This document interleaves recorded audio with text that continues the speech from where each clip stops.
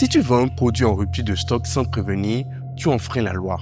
L'article 345 du Code du numérique impose aux vendeurs et prestataires de services une règle essentielle du commerce en ligne.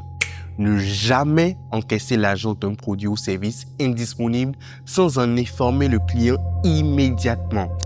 En cas de rupture de stock, de panne technique ou d'incapacité à livrer, le fournisseur doit avertir l'acheteur sans délai et au plus tard 24 heures avant la date prévue de livraison.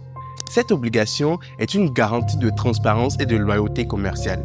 Le consommateur ne doit jamais découvrir au dernier moment que le produit qu'il a payé n'existe plus, est en attente d'approvisionnement ou ne peut pas être livré. La loi exige que l'information soit claire, rapide et traçable, par email, SMS ou tout autre moyen vérifiable afin d'éviter tout préjudice financier ou moral.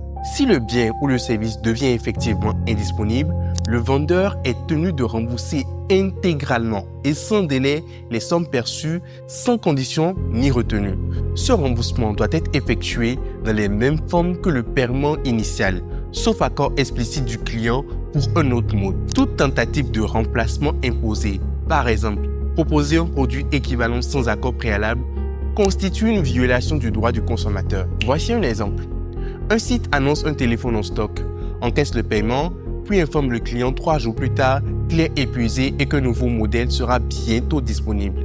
Cette pratique est illégale. De même, un service de livraison qui encaisse le paiement d'une commande alimentaire avant de constater qu'un plat n'est plus disponible sans prévenir ni rembourser immédiatement contrevient à l'article 345. En résumé, vendre un bien indisponible, c'est tromper la confiance du client et enfreindre la loi. Dans le commerce numérique béninois, tu n'as pas le droit de promettre ce que tu ne peux pas livrer. La transparence sur la disponibilité est une obligation, pas un choix.